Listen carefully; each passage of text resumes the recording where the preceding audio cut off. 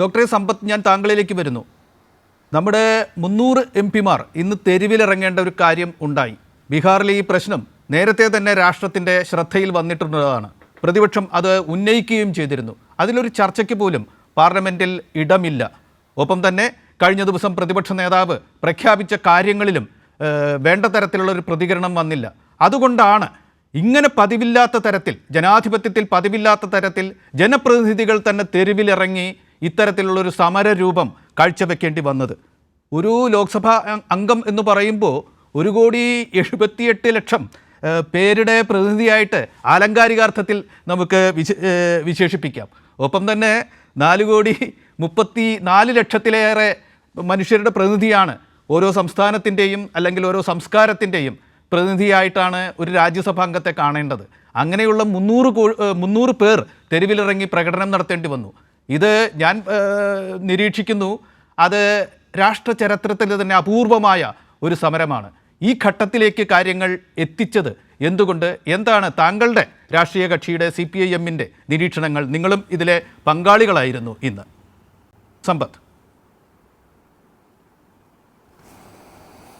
നോക്കൂ ശ്രീ NP ചന്ദ്രശേഖരൻ, ഇവിടെ നമ്മുടെ രാഷ്ട്രത്തിൻ്റെ ഫെഡറൽ ലെജിസ്ലേച്ചർ എന്ന് ഇംഗ്ലീഷിൽ പറയാവുന്നതായിട്ടുള്ള പാർലമെൻറ്റ്, ആ പാർലമെൻറ്റിലെ അംഗങ്ങളെ വെറും ജനപ്രതിനിധികൾ എന്നൊരു പദപ്രയോഗം കൊണ്ട് ചുരുക്കാനായി കഴിയുന്നതല്ല.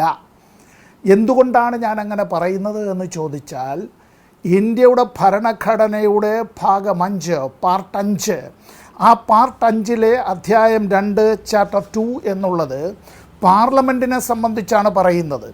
പാർലമെൻറ്റ് അംഗങ്ങൾ അവർ വഹിക്കുന്നത് ഒരു ഭരണഘടനാ ചുമതലയാണ്. ഭരണഘടനാ പദവി എന്നുള്ളതിനപ്പുറം അവരുടെ കോൺസ്റ്റിറ്റ്യൂഷണൽ ഡ്യൂട്ടി എന്നുള്ളതാണ്, എൻഷൈൻഡ് ബൈ ദ പീപ്പിൾ എന്നുള്ളതാണ്. എങ്ങനെ? അത് ഭരണഘടന അനുസരിച്ച് അവരിൽ നിക്ഷിപ്തമായിട്ടുള്ള ചുമതലയാണ്. ആ ചുമതല എന്നുള്ളത് ജനങ്ങളുടെ ശബ്ദം അത് പാർലമെൻറ്റിനുള്ളിലും പാർലമെൻറ്റിന് പുറത്തും അവർ ഉന്നയിക്കുക എന്നുള്ളതാണ്. ആ ജനങ്ങളുടെ ശബ്ദം അത്തരത്തിൽ ഉന്നയിക്കുമ്പോൾ ഇവിടെ നമ്മുടെ ഭരണഘടന വി ദ പീപ്പിൾ എന്ന് ഡോക്ടർ സെബാസ്റ്റ്യൻ പോൾ പറയുന്നുണ്ട്. അദ്ദേഹത്തിൻ്റെ ഡോക്ടറേറ്റ് തന്നെ ഈ ഭരണഘടനാ നിയമവുമായി ബന്ധപ്പെട്ടതാണ് എന്നുള്ളത് കൊണ്ട് അദ്ദേഹം ഈ ചർച്ച തുടങ്ങി വെച്ചത് തന്നെ നന്നായി.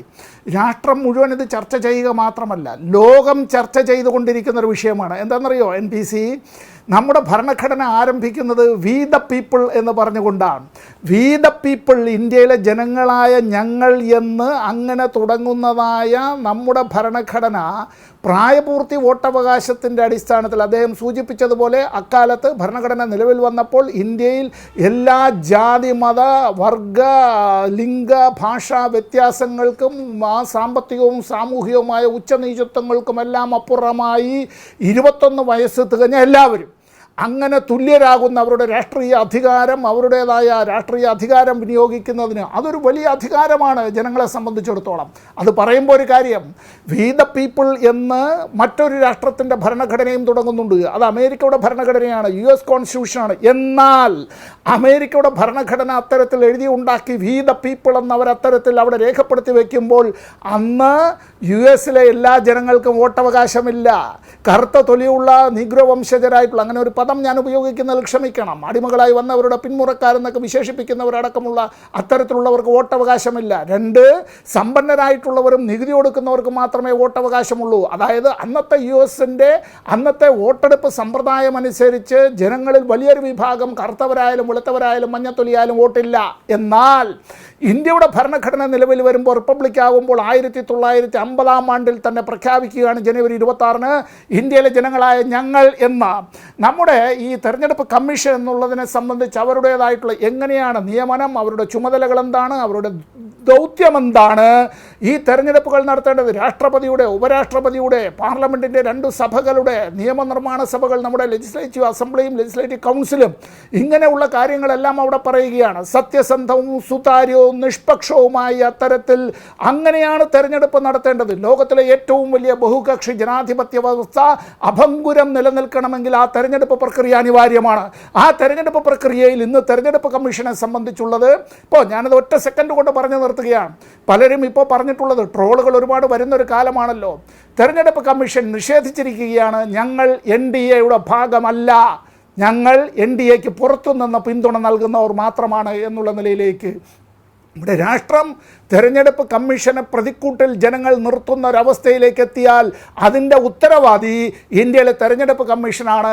ആ തെരഞ്ഞെടുപ്പ് കമ്മീഷൻ BJPയുടെ ഈ ഒരു ഉച്ചഭാഷിണിയായി ഹിസ് മാസ്റ്റേഴ്സ് വോയിസായി മാറുന്നുവെങ്കിൽ ഇന്ത്യൻ ജനാധിപത്യം അപകടത്തിൻ്റെ പടുകുഴിയിലേക്കാണ് നീങ്ങിക്കൊണ്ടിരിക്കുന്നത്.